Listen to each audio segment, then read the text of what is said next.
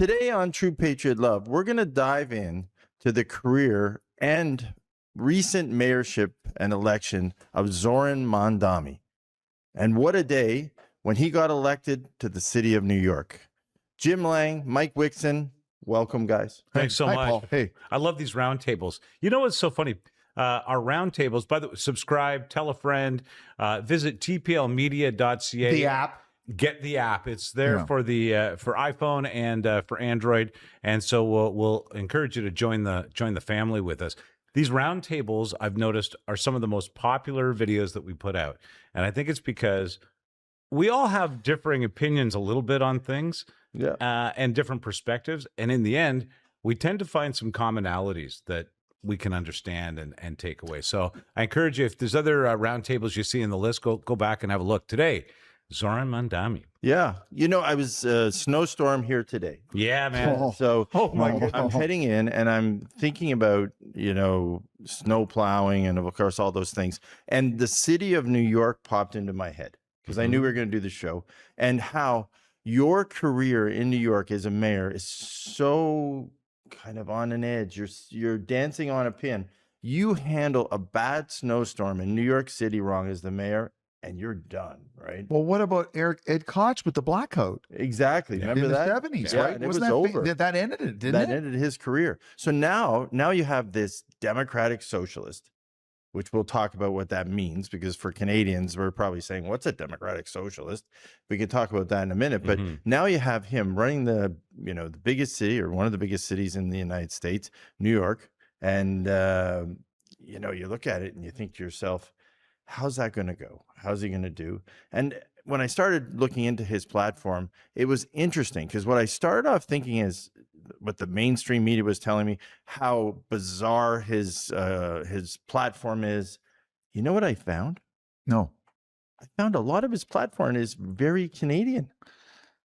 It does reach beyond what normal government involvement will be. It tends to shut down government involvement in places you don't expect it to, that we do the same thing. Yeah. And then it steps up on behalf of its citizens, theoretically, to almost, I can't think of another word right now, almost baby society from the top down. But for a lot of Americans, that's something we can't do. Oh, we can't do that. We can't help other people. No, it's a capitalist society. Yes. You're on your own. Good luck. Yeah. Yeah. Yeah. Well, born in Uganda. Yeah. Right. And his parents he's a professor at Columbia, his father, and his mother is actually a movie producer. Oh, okay. Yeah. Okay. So American Indian movies she produces, and she's won quite a few awards. She's an award-winning film producer, done very well. Well, so in that world, if you're a film producer, I probably don't have to tell you guys, we have movies in America and they're big deals, and we have movie stars in America that are big deals. In Asia, South Asia, the movie stars are gods, and the amount of people that follow them and adore these movies, it's a completely different level altogether. So the likelihood is he's had a pretty interesting life. Oh yeah, he's seen a lot. Well, to your point, people go and they pray at the home of the movie stars. Yeah, in India. Is that right? There's nothing for them. Hundreds of thousands of people to show up on occasions and pray for the movie stars. Huh? Yeah, and it's interesting because as you watch it on YouTube and everything else, it's really interesting. So meanwhile, Jim's been a big Bollywood star for years, and he doesn't even know it. I didn't even know. People are looking at him funny, and it's the cardigan. No, that's not a cardigan. It's a party cardigan. Oh. So now New York is being run by a democratic socialist. What is that, Paul? Okay, time out. Before we get into it, people are wondering, okay, why would New York City vote for him? Right. The previous mayor, Eric Adams, leaves under a cloud of scandal and suspicion and a lot of hard feelings. So not only that, but the city has diminished and disintegrated in areas where it had huge opportunity for growth, and really the city has crumbled in many ways. But the point is, as an outside observer, sometimes if the current politician is made you so upset and is in your mind has made such a mess of things, you know what? Why not give this person a try? Yeah. Change. Right? Why not? Sometimes change happens. Yeah. But think about the climate, all over North America right now. Housing affordability. Yeah. Youth who are overeducated, underemployed. Food insecurity. So you have all these things that are... The infrastructure's crumbling. Infrastructure's crumbling. So you think of all these things, and when you look at it, it does play into a socialist point of view, quite frankly. So if I'm sitting there and I'm saying, all you lazy people, you get back to work and you got to, live the capitalist dream and work as hard as you can. And they're like, well, I'm trying to do that, but I can't get a job. I can't find food at a reasonable price. I can't live anywhere. So all my basic necessities are out of my reach. Of course, you're going to start to appeal. And quite frankly, you had a former mayor who you mentioned, quite frankly, investigated, raided. I think he was indicted but not convicted. Like there was he had a number of things going on, and he was preoccupied with his own behavior. There was a lot going on there, right? Well, it's interesting. Capitalism makes sense, right? And certainly in New York and America has made great waves for many years with capitalism, but it only works once your socialism and your social state is in order and people aren't starving and rebelling in the streets and polarized politically. And to that end, gentlemen, there are people now in North America, not just New York City, who have an education, have a job, making decent money, and are still struggling to make ends meet, can't go on a vacation, eating basic food, have a simple apartment because they simply can't afford anything more. And they're like, hey, I did everything that everyone told me. I went to school, I got a job, I make decent money, and that's not enough. Put all that on steroids being in New York City, right? Right. And so and really... And when I looked into it, there is a Democratic Socialist Party of America. Oh, okay. I didn't even know that, quite frankly. And he's part of it. And there's 90,000 members. Huh. And so it's like, okay, great. I lived in America and I didn't even know there was one. I've never heard of this. So there is one. They're highly active. The Democratic Socialist agenda is, how do I say it? It's run in areas, or it's disjointed. It's supposed to be. They want it that way. So for economic democracy, they believe that they shouldn't have a co-join nationwide platform. Huh. So they have platforms by areas. Because every area has a different need? Yes. No, that actually sounds kind of really reasonable. The way they look at it. So it's interesting. So they have kind of a different approach, but it is really based on economic democracy. So they still believe in democracy and of the economy, votes, everything else. But they want basically employer self-management. Mm-hmm. So they want people to have their ability to self-manage themselves. And they basically want workplace democracy. So a lot of DEI type of things, right. When you look at his platform, and that's what they believe in. So you see it coming through when you see his actual platform. Mm-hmm. But that there is an association, it is a group of people, and so he did have a backing going into it. I don't know who and how much money the platform actually generated. Well, it's a small group of people, 90,000 constituents. Once again, though, when you say that they really localize their approach, it doesn't take that many people focused on a localized issue to get change to happen. I mean, look in Toronto. I hate to draw the comparison, but our last election for a mayor in Toronto was not a huge divide. Yeah. Several thousand votes would have made the decision the other way. Okay, so great example. Today, the snowstorm, the Finch West LRT, the multi-billion-dollar brand new light rail system, can't run because of the weather. It's not running today because of the weather. So if you're in New York City, what do you basic needs? Is my subway running? Is someone picking up my garbage? You just want to be able to get from home. Is Olivia Chow having a rough day? Is that what you're saying? Oh my God. I'm serious. It's not running. Well, let's talk about that. So we have a mayor in Toronto, right? So Zohran's platform, right? So the first thing he hit on was rent freezes. Yeah. Remember rent freezes? Of course. Right, Yeah, yeah. we were big. How many years did we have rent freezes here? It was a big. It was. Yeah. It was a constant. It was something Toronto was known for. Yeah, exactly. So we went years with it. It's not something that's foreign to No, Canadians, right? No. I don't know where it went. I guess it just, honestly, I'm trying to think of the history of it. But Well, I think that it Was it John probably Tory you got rid of? over the last I think he decade. did, yeah. Over the last decade of so, it has wound down, and it's almost, it's swung back the other direction in favor of increases with regularity. yeah, But now we do have a law and a system, and it's regulated how much your rent can increase, and so it is very much in line with that. so what he wants to do is he wants to go into the housing units that are designated for low rental. We call it low rental, and he basically wants to put rent freezes on them.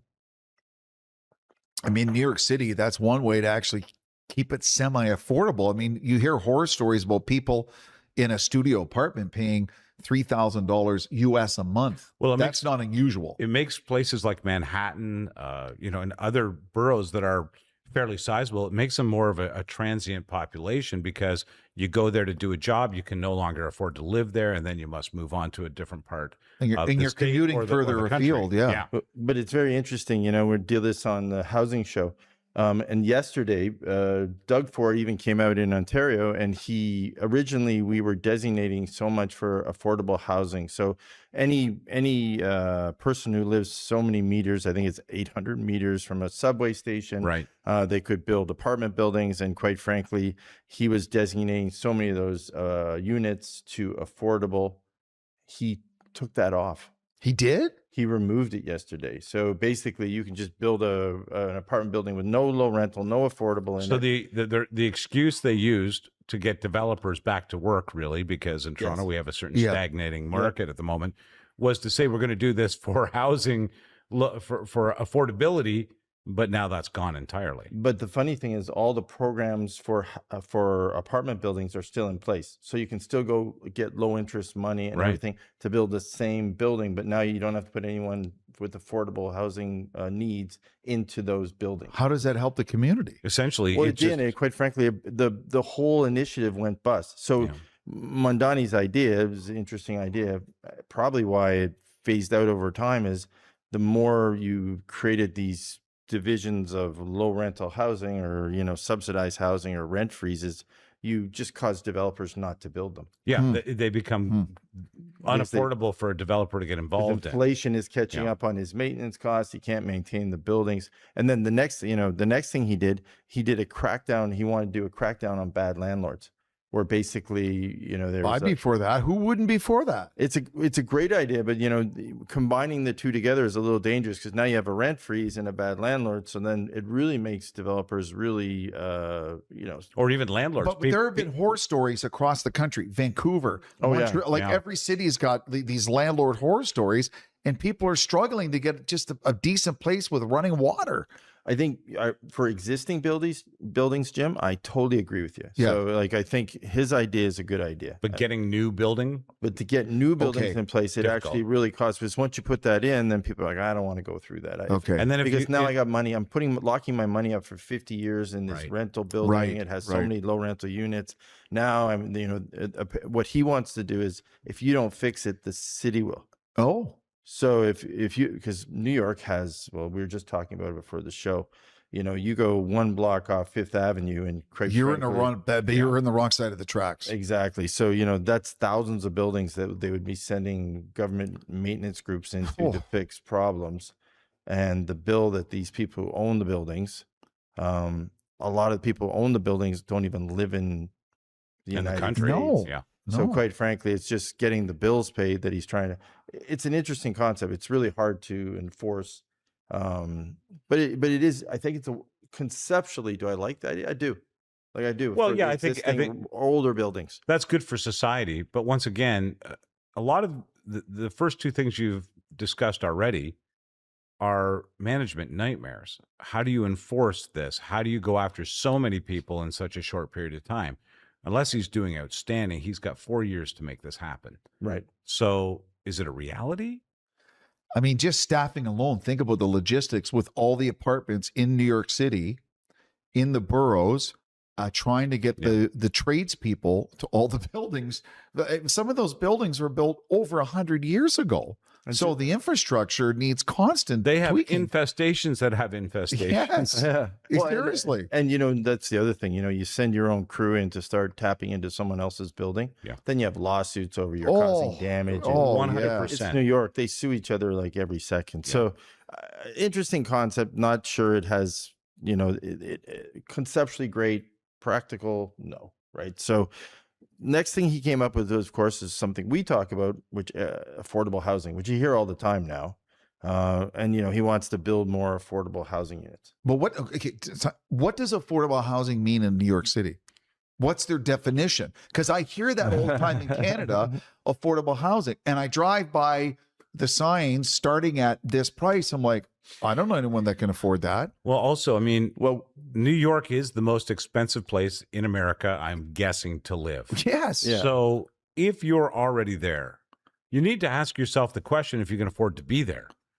Because otherwise, affordable living is not maybe for a city like Manhattan or many of the boroughs in New York or Toronto or many of the GTA. Because I hear that buzzword, affordable housing, at all levels of politicians, gentlemen. And I'm like, should you be able to afford a house on an apartment on Park Avenue? No, Jim, I'm sorry, you shouldn't. No, right. But maybe there's a pocket where you could. Well, so I guess, but is that necessary? I don't know. People have to live somewhere. I think he did, and reading his platform, which points in times on affordable housing, got a little fuzzy because he wants to do 200,000 new units over 10 years. Wow. So, and I think, very ambitious. And I think he had started to look at the European model for doing it, which we did a show and we talked about this. Affordable housing in Europe and affordable housing in North America are two different things. And I think we're catching up to where they are already left. They've been there. What they do, and it's a more strategic model, is they take a percentage of people's income, they work backwards, and they work out the business model for building the units. So if you make 50,000, it's based on your 50,000. Yeah. And what can be built to house you based on your income. Okay. So they run it like a real strategic model in Europe and different places. So smart. Yeah, it is smart. And quite frankly, we haven't got there. We talk about it, I did a show and we're not really that, truthfully, right now, we're not that sophisticated. We're not that interested in doing affordable housing. Or we would really be reacting. Yeah, we're to not. It, yeah. It's just it's a buzzword politically we throw around, but we aren't. They actually go through and do the exercise of looking at, say, 30% of your income going to shelter, and then they work back, and then they come up with what each unit will cost, and then they figure out an engineering to figure out how they'll build it. How much government sustenance needs to go into that plan. Exactly. Okay. Yeah. So they have a structure. He's starting to talk about it.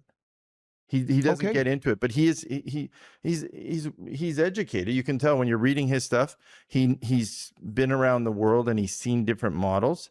And so you see him and you're like, okay, that probably he's going to land on it somewhere here. So, but I don't know. But we can't be so arrogant, guys, to think that North America has the only solution to these problems. There are other countries around the world and other cities who come up with different solutions. They putting retail and a grocery store or a coffee shop on the main floor, building up from it and make, it's interesting. King Charles created a plan called Poundbury in the Cornwall estates in England. And people, they slagged him for, why is the prince out there at the time he was a prince? Why is he out there pretending to be a developer architect? And what he actually did was very well educated. They created this mix of all different sizes of abodes, all different kinds of pricing associated with it. They built the grocery stores with stuff over top. They made it possible to have mixed density in certain areas. And what you don't see in Poundbury is the low rent housing area and the rich area. Yeah. It just doesn't lay out that way. There are some streets that are and some streets that aren't. But by and large, they created a mix where so smart. You're a rich guy and I'm a middle class guy, and our kids go to school together and they actually live on the same street. That's a good thing. And it's an amazing community that's been built around this. And I think that he's seeing models like this that are working. I think so. And his next thing was safety and crime. Yeah. of course. Which is big in New York. Big in New York, big Yeah. here now. Yeah. Yeah. So quite frankly, and probably the housing initiative leads into the crime initiative. I right? think so. So, like I remember years ago when I had a business and was in the US, was in Baltimore, and they had row house after row house after row house. And you just would drive through them and you think to yourself, can this not cause crime? Well, there's no way people could live here and not be involved in some criminal element. Mike Tyson talks about where he grew up in a housing project in Brooklyn, and how everyone was involved in crime because it was such a. I mean, that happens. You stick poor people in a poor area and give them no hope and no option with that much density. Yeah, bad things will happen. It's just natural, right? So he does get it. Now he talks about crime. He's again democratic socialist. He's talking about crime from mental health and counseling perspectives. So he's not talking about more police. He's talking about the fact that we need to put more mental health people into play and figure out why we have so many street people, figure out why we have so many, because New York is overrun with homeless people asking for money, beggars. Yeah. So they're all over the city. So he's really trying to say we got to get a mental health program here, kind of like a Jeff Wilson. An outbreak. Yeah. Jeff Wilson, by the way, you can go back and take a look at previous episodes. He's been focused on the bird flu outbreak, but really what he talks about is outbreak response and how to handle it. And this is an outbreak. Fentanyl, these new drugs, the difficulty in getting into programs and getting off the street just keep compounding. We're seeing it here in Canada. And then we saw Alberta, we saw Calgary take real steps. They brought the police, the mental health people, and the actual health community, the hospital, together. Whoa. And they did a massive sweep of you're getting off the street.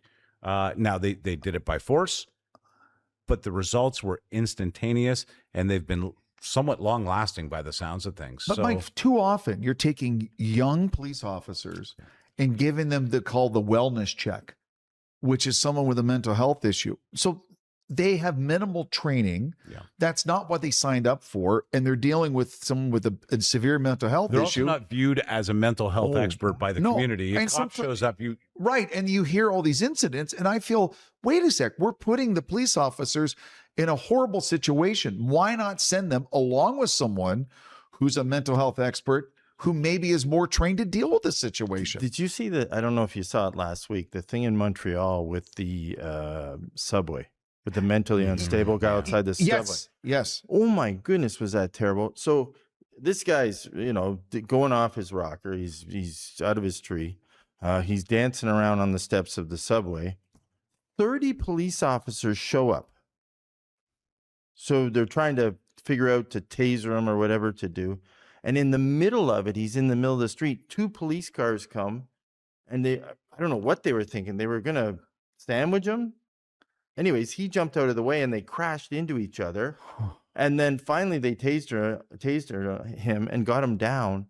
There had to be 50 constables on the scene by the end of it. And Isn't that a colossal waste of resources for one person? One homeless guy who's out of his tree, and they're sitting there putting 50 officers into play and really look like the Keystone Cops at the end of it. They're smashing into each other, jumping on. It was just really badly handled. Where you have a mental health professional on the lead with the police sort of offering support. Yeah, like you used to see in the movies, might know the right things to show say, up and try to talk them down, and try to get them into, hey, let's de-escalate. or at least say to the police, no, tase him. We're not getting anywhere. Yeah. At that moment, they have. But then that's his call, then, right? Yeah, exactly. That's or her call saying, "Hey, I've lost control of the situation. We need." And then you're like, okay, then you have some direction. Yeah, if somebody's a medical health professional there and understands what the reaction to the drug, the alcohol, or the mental issue is, they might better advise the police at that moment. Yeah, and I felt bad, actually. They got it on tape. I was actually, oh, wow, I wish they didn't record this, because it makes these guys look really, I'm sure they weren't I'm sure their family was kind of getting a kick out of it. They were kind of, again, the officers, they're not trained for that. Yeah, no, it wasn't good. Wasn't good. Next thing he had, which we spent a lot of time pre-show on, city-owned grocery stores. Mm-hmm. Right? Mm-hmm. Sounds like a wild concept, doesn't it? I just don't trust the city to run anything that well of any city. Yeah. It's been my experience that the city can do certain things like, mow the soccer fields and plow the roads and pick up the garbage. And now they even outsource that. They actually can't really do that themselves. So I don't quite trust them to run a grocery store. They will outsource it, Paul. Mark our words on this one. No, but they want to sell wholesale foods. Yeah. And their goal is to get it to people who need food and to move people, I guess, off food banks into buying food at a more reasonable price. I don't hate this idea, to be honest with you. I don't either. Food banks get abused. Tough to manage. Again, great idea. However, food stamps was the precursor to this, right? Oh boy, food government cheese was another. That became a very corrupt bit of business, and it became messy to take away. It still exists in many places, but that's essentially, this is like somewhere between food bank and shopping at Walgreens, let's say, in the States. Is there a good point to having that transitional phase where you're actually being required to buy food? And will it be different than the food bank? Or, hear me out, wise, can we maybe put rules in place where the companies own the grocery stores aren't marking up items to ridiculous profit margins? So basic items, butter, milk, bread, eggs are sold at a reasonable price. We just had a bread lawsuit in Canada. Price fixing over bread. Can you imagine? Over bread. And people think Canadians are boring. So maybe just say the 5 or 6 staple items are sold at a reasonable price. That could help. Yeah, it is a good idea. And, we had commissions. We had commissions. We have a charter now, which really doesn't help. They do nothing. It doesn't stop them from selling stuff at expensive prices. And having the most profit in the last 10 years this year. Crazy profit. So, and we really, now with alcohol going to grocery stores and pharmacies and everything else, we've loaded up these companies really with the ability to be non-competitive for new entrants. So now they're too big. They're too big now. So you put in a government grocery store. How do they compete? When you go to the one store and there's the food, there's your wine and beer, there's your pharmacy. I got everything in one store. They will compete. So this is interesting. And we had this conversation at home the other day. It's interesting how we're starting to shop. And I think it reminds me of back when I was in my 30s.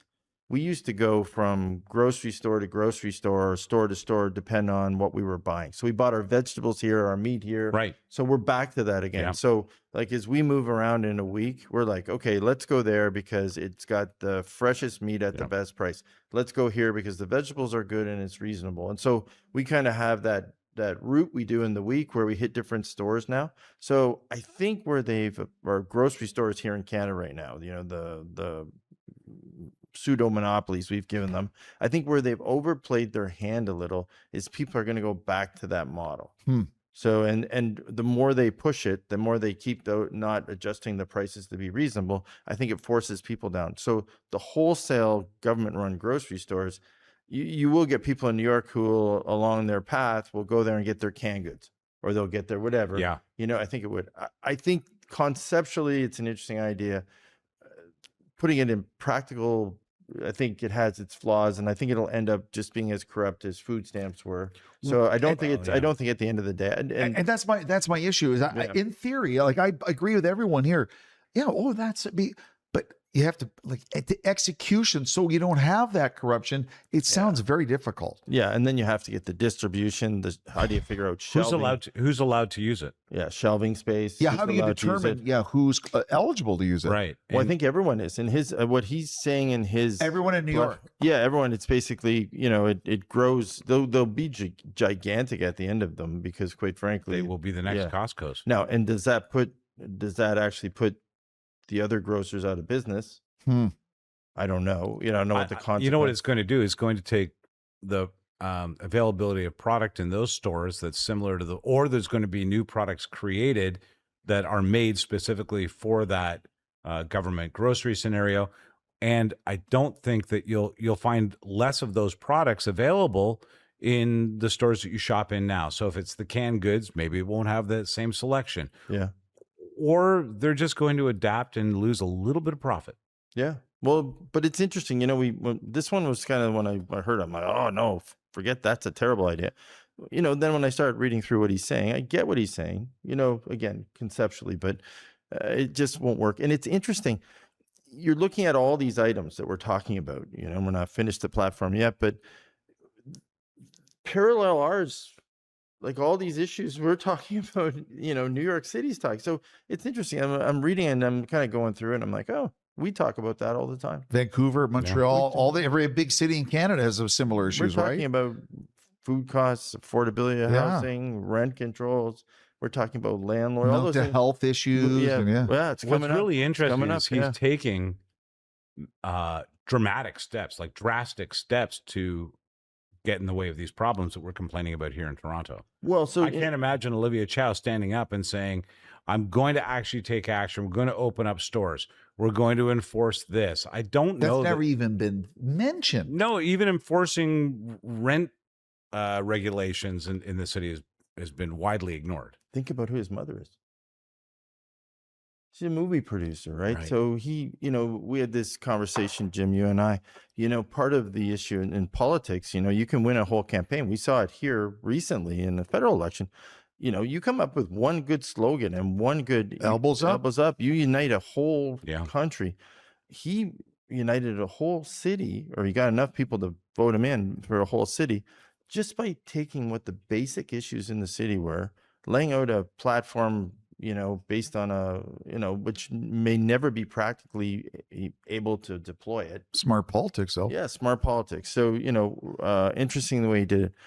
Fighting corporate exploitation. So this is very democratic socialist, and it's basically putting a tax on the higher income earners. Yeah. Right. So, and what do you think they'll do if they put the tax in? Well, he got in.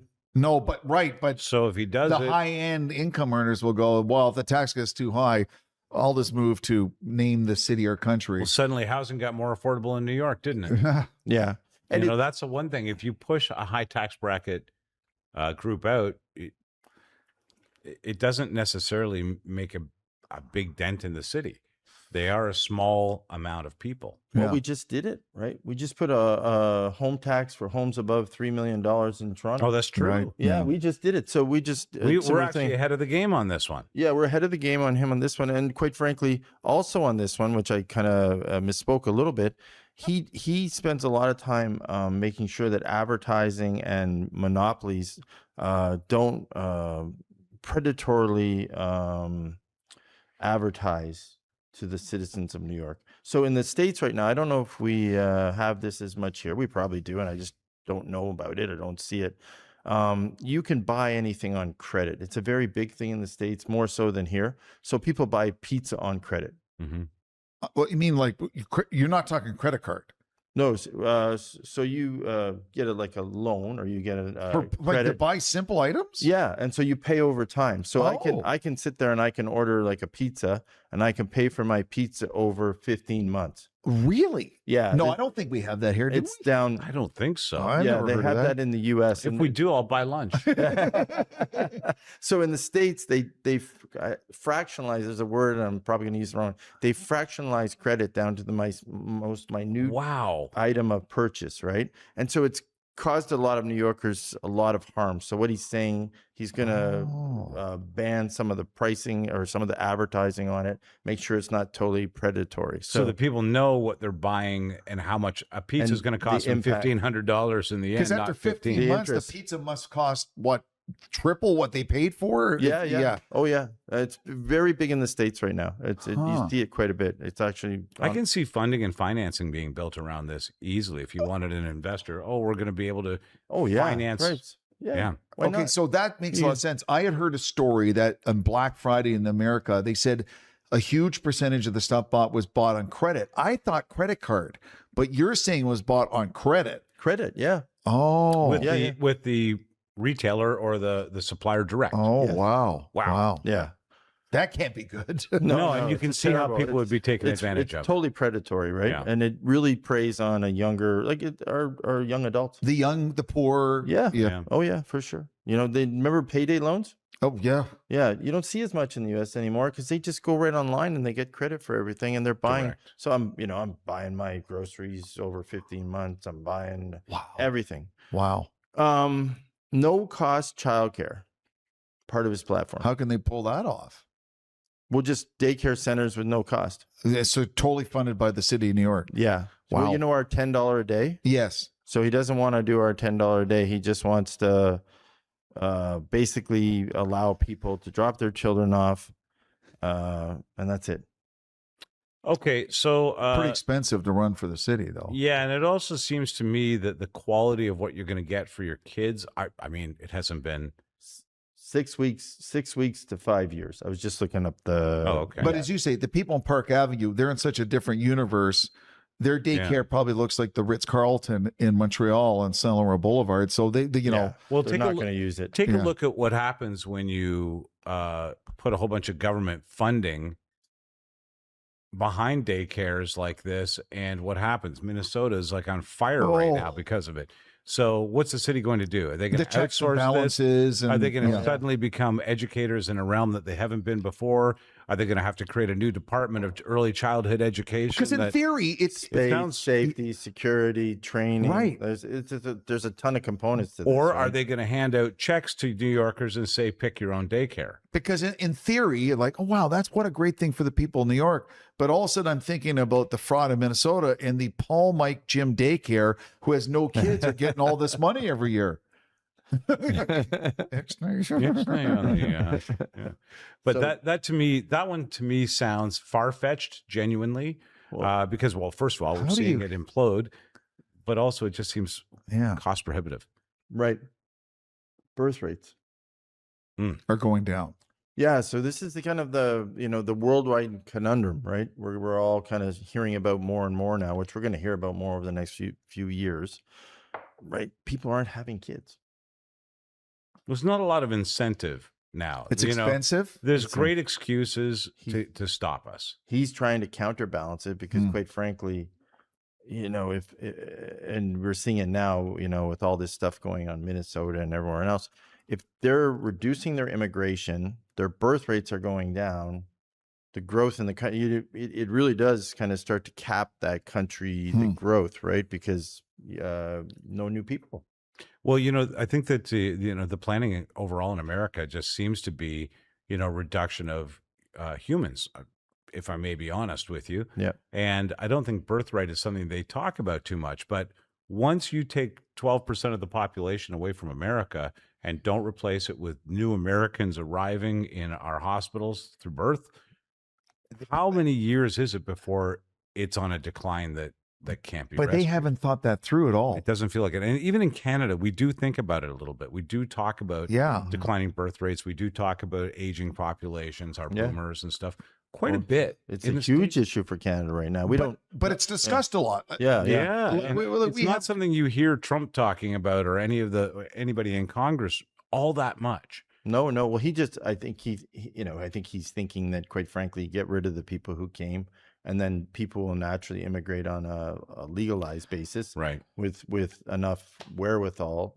to go back. To go Or back to- existing Americans will see a better hope for tomorrow yes. for having a family. But start to okay, have so a you family. live in country, fill in the blank, and you see what's going on with ICE, what happened in Venezuela, the threats to Colombia and Greenland. How are you really that excited to sign up and immigrate there? Oh, no! At this point, and especially if you have young children, No. You if wouldn't have want to two- go. If you have two young boys, quite frankly, there's no way you're immigrating, right? Because No. they might be You might go to You Canada. might be drafted. Yeah, Yeah. sure. There's other countries you would go to, but right now, it doesn't seem like an appealing place to immigrate to. No, definitely not. He's shut that off. So to Mike's point, maybe it's just trying to get existing people to start, having families and babies. Which frankly is really how a country creates heritage, creates its own identity.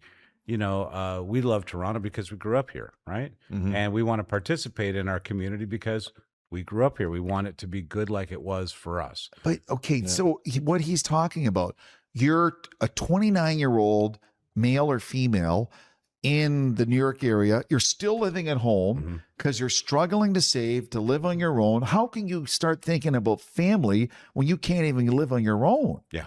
That's I mean, so you want to have that progression. Once upon a time, you went to school, you're a certain age, you lived on your own, you met someone, you started a family.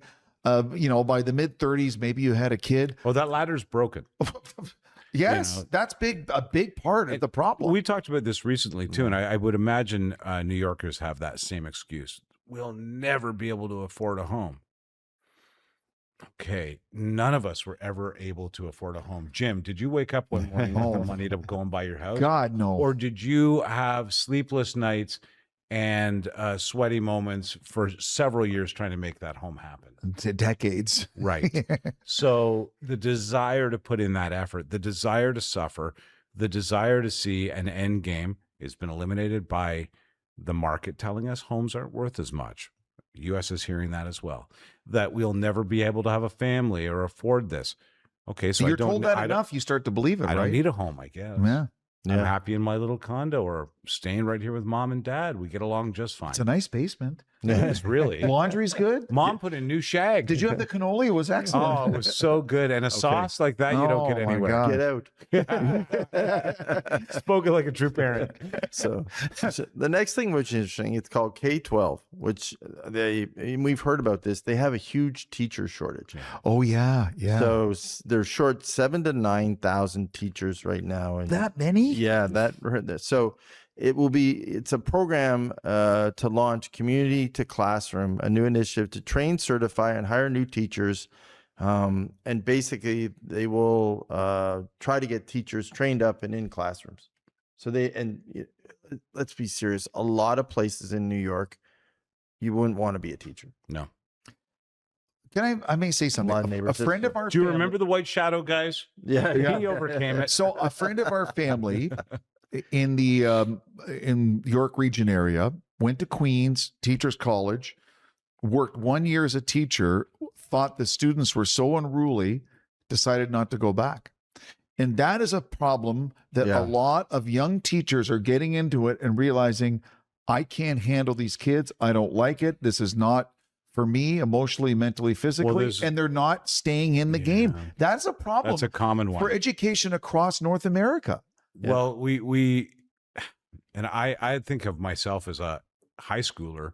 I didn't have a huge amount of respect, I'm sure. I was an idiot. But I also wasn't violent, threatening teachers. And I don't remember seeing much of that, but I do recall one of my friends recently telling me that in an altercation with a student in the inner city, the student got nose to nose and a switchblade arose between them.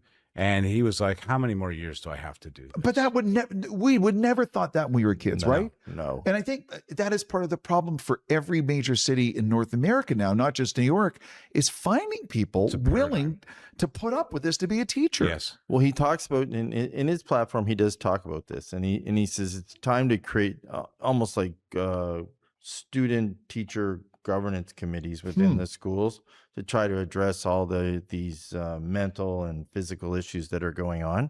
So he does talk about it in there and how to structure it. And again, that's more a democratic socialist. That's kind of their democratic free self-management piece. Where he's talking about them forming committees and figuring out how to regulate their own schools. He's saying so that no one is really in control. They're all in control. So they either want to be there or they don't want to be there. So it's kind of the doctrine that. Well, it's interesting because by high school, let's say grade 10, grade 11, you either want to be there or you don't want to be there. Yeah. So if you don't go, then go. Because at 16, you're legally allowed to drop out, correct? Yeah, but you don't have to keep going at a certain age. Go to work, I guess, at that point, but don't become a problem to society, and that's the danger. Well, and I on our system here right now, I think our removal of trade schools in a big way was a real big mistake. I think that was a terrible mistake. We have no trade. Whoever let that dissipate and it became a philosophy, that go to university, get an education. No, I know it sounded it was a little bit tough, and I think we softened too much on that.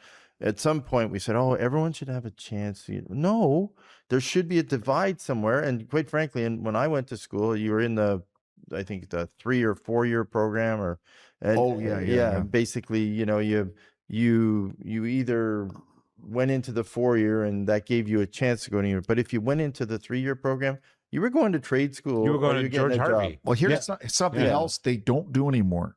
Kids don't fail. Yeah. And I remember being in high school, failing a grade, having to go to summer school to get that credit because I needed the credit.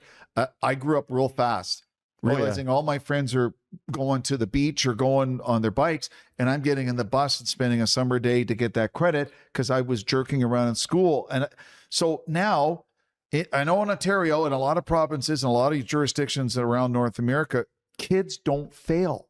They don't fail classes. They don't fail grades. That leads to an interesting thing. In days before, we would see the marks of students. We would see where they were at, and we would say, Jim, you're never going to be a lawyer. Right. You're not going to be a doctor, but you know what? You're pretty good with your hands. Why don't we get you situated with something that'll get you on the road to a career and having a life? They used to post our marks. Yes. Yeah. They don't do that now. Classroom. They used to post it outside the classroom. Oh, that made me sweaty. And I used to have to go look and I used to think, oh my goodness. And summer school, same. Yeah. Was one of the most demoralizing summers of my life. Because I used to work in the summer, right, with my dad. And, and I used to really love it and enjoy it because I'd make money and I'd hustle around. I'd learn a lot, and I liked being around the guys that were working with them. And then I had to forego that, and I had to sit there with we were a bunch of dum-dums, right? And we were sitting in this bloody class. You probably taught a lesson like it taught me, didn't you? Oh, yeah. I was like, I'm never coming back here. I don't want to be part of this crowd. Got me focused pretty fast, which is a great lesson. But again, you're either going, now he does talk about, now he has something else, car-free school streets, which is this interesting. So basically, it has streets. You know how populated New York is.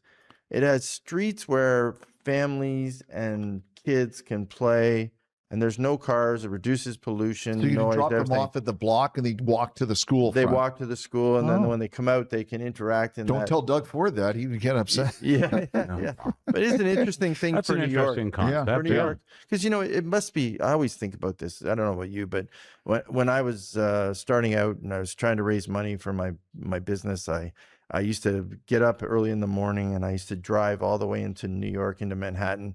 And I used to go and try to raise money for the whole day. I used to go into the Helmsley Hotel and I'd have a suit and I'd pretend I was staying there. And I'd have a little bag and I'd go into the public washroom. I go into a stall and I change into my suit when I got there, and then I'd hustle all day. It's like Will Smith in the movie, right? And then I get in the car and I drive all the way back home all in one day, right? And it was really interesting. But I used to think to myself when I was finished, I said, "Who the heck would want to live here?" I was offered other a than job. Central Park. I think unless no one could afford to live around there. Right? No, it's not for everybody. Yeah, I mean, even Americans can't afford to live around there. I was offered a job in New York City with a television show, right? And one of the rules was you had to live within 10 minutes of the production facility because the gentleman hosting the show may wish to do a bit or meet or whatever at the drop of a hat. The average, this was almost 30 years ago now, the average rental price for a 2-bedroom condo or apartment in Manhattan was $7,000. Oh yeah. Oh wow. Oh yeah. So, and I mean, in not the nicest part of Manhattan, but creating that prohibitive experience to people trying to break into the business or whatever is magnified by just not being able to live there or be there. Many people have to get on the subway and head right out of town, go to Jersey, north of Jersey, North Bergen even, Connecticut, just to be Long able to, Island. just to be able to access those neighborhoods. Oh, easy, totally. And then we're also thinking, I think often New York, Manhattan, but all of the boroughs have really nice neighborhoods, frankly. Oh yeah, that can be saved. Well, Brooklyn's become the hot area. Oh, yeah. That's become the cool area to live there now, right? It is, yeah. Yeah. Oh yeah, for sure. He couple more things just I wanted to highlight because he's got a ton of climate issues. You know, of course, climate protection being LGBTQIA protections. So he did to win the election. I think he did a good job at catering to that group, which I don't think anyone was listening to him under the Eric Adams. You know, so basically, you know, trying to find them jobs, trying to get them government jobs. That was an initiative that he talked about quite a bit. Healthcare. So, which I don't think he can do anything about, but he did actually talk about healthcare quite a bit, getting insurance programs in place for people in New York. The healthcare in New York City is actually not too bad, to tell you the truth.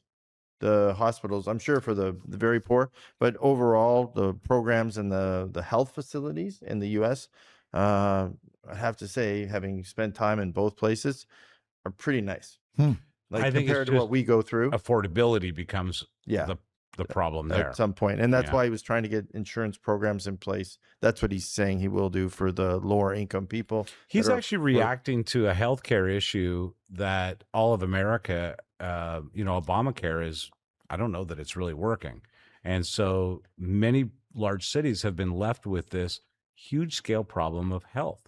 Yes. And at least it sounds like he's trying to deal with it on a localized level. Yep. No, he is. Labor, right? So a lot of unions. So he hit the unions really hard. So he got a lot of union support, which I didn't think he would. A lot more. And basically, you know, he is for organized labor. And he does talk about it quite a bit. Getting people's minimum wage to $30 by 2030. Well, an hour? An hour. Yeah. An hour. Americans would go bananas, right? You know, I remember, and you know, I traveled a lot when I was living in the U.S., you know, different projects. Yes. You know, I remember being in like Florida and people who were in the service business getting $4 an hour. And tips, and that's right? not a long time ago. No. And tips. They were in high, but yeah, they were basically paid nothing. Paid nothing and made tips. And made tips. But seriously, how was he going to get $30 an hour through? I don't know. That's what he championed. The unions. So it sounds to me like he's done alliances with the unions leading into this, that they're going to go fight at the union level for these wages, and he'll back them. And if that's the case, that's how you get unions to vote. Well, so what are we at now? Minimum wage? 23, 20. It's about 22, 23 Canadian. Yeah, I think it is. What year are we? 2026. Yeah. So where are we going to be by 30? Same neighborhood. Yeah. We might be a couple of dollars short, but I thought that was very interesting because he's talking about a similar. But 30 US with the exchange is what, like 35 Canadian? Yeah. But don't forget, like, you know, when you're living there, it's the same. Like, you know, you're not procuring services across borders. You're actually just living there. So the $30 if you run the business is really $30. And it's bagel and a coffee. Yeah, right? exactly. Yeah. So, but I thought that was it. I'm looking at it, I'm thinking, wow, he's kind of like, we're there. Like because, you know, I go through with the businesses, you know, I get that notice, you know, hey, in 90 days, you're going to have to increase $1.50, 50 cents, you know, so I don't have a choice. You know, I just wake up in the morning. I'm like, okay, you know, payroll, just jack everyone up. And that's because the law has been passed. The law is passed, right? So we do that as politicians now. Yeah. I think it's interesting because the things that you've essentially already gone through in his platform, yeah, it sounds really like Canadian socialism, to be honest with you, in many ways. It sounds like a very liberal approach to running a city. But certain media members use terms and put spin on it to make it sound like it's some evil thing that he's trying to do. That's part of the problem. That is problematic. I can see that being because there is nothing in here that is so egregious or anything. Yeah, such an offense to corporations or capitalism in any way. It just says look out for each other alongside this. What a concept. Yep. So this is interesting. So he actually, I don't know if he's done it. I haven't checked today, but he's actually going to put regulation for delivery apps and protecting delivery workers. Oh, yeah. Like Amazon and skip the dishes and stuff like that. Oh. Yeah. Remember, we started doing that in COVID. We did. Yeah, that's right. So he's adopting it now. So some of those policies about, you know, you have to give so much of a percentage to the there's so many, there's protections that you can't rip Yeah, them we off. shut down a lot of these delivery places during COVID. They were viewed as taking advantage of the people delivering, the people using the services, Yeah. and they did even out. Like, yes, skip the dishes. Even Uber, as I recall, got kind of leveled out, and now, of course, Uber seems to be Hard to believe it was Climbing. 6 years ago COVID basically started. wow. Yeah. Lots of protections and help he wants to put in place for small businesses. So again, he was going for votes. So he hit the, when you go to New York, every corner has a pizza shop or a restaurant or something. So smart. He basically said, I'm going to reduce your costs. I'm going to help you with insurance programs and everything. He spent a lot of time with the small business networks in New York. And you know this from your time there. New York, people don't realize, is a series of small little neighborhoods. Yeah. Like it's those little pockets of this culture, this community, this background. So those little shops really cater to the people that live there. They also define New York for tourism, for just the spirit of what New York is. Yeah. Every borough, every neighborhood has its own Greenwich flavor. Village, definitely. But he did, he did a really good job, I think, of catering to that small group. One I did like, quite frankly, he did talk about libraries again. No. So protecting and bringing back the libraries. I'm a big fan of that. Me too. And, I thought that was really good. So, the education, he did spend, I think his platform was solid on schools, libraries. Some of the things in his platform I really did enjoy reading. But, and then the last thing he had in his platform was Trump proofing New York. Okay, I found How do you do that? Trump Tower's right in the middle of Manhattan. that was just such a shot at Trump. Is he going to tear close down the Trump iPad Tower? at that. Yeah. But the interesting thing is, right away, he met with Trump after being elected, and they actually seemed to get along. Now I know he's since come out of Venezuela. He was very open and against. There's some things he's kind of But he did say in that post discussion, no, our president and I are going to have problems over time, but it's not like we can't discuss them. And I thought that's not a bad position to have. So if you talk to mayors in Canadian cities, they will say the same thing. Part of the balance with being a mayor is you might have to deal with a premier or governor in America of one political ideology and ideas, and then a president or prime minister who's different. But Right. you have to be able to work with all of them for the betterment of your city, because you may need provincial or state money or federal money to get the infrastructure you need for your city. I would be less shocked seeing this guy voted in Mississauga or Toronto or Ottawa than New York City. I'm not going to lie to you. He feels like a very Canadian approach to being a mayor. He does. Yeah. And, I think lessons learned from this, I think this is the 2026 is the year that we have all the municipal elections That's right. across. Yeah. So, on ending the show, I just wanted to say, one thing that I always endorse, I always ask people to do is read the policies of the person and the people who are running for election. They never do. Please. So let's get away from these crazy PR campaigns where we, they were the mayor before, so I'll vote them again. And don't let statisticians tell you who's winning an election before it occurs. Exactly. Yeah. Let's stay away. So thank you guys. I really appreciate it. Thank you. And look forward to talking more as municipal elections unfold. Guys, enjoy shoveling yourself out in your driveway tonight. Thanks. Thanks.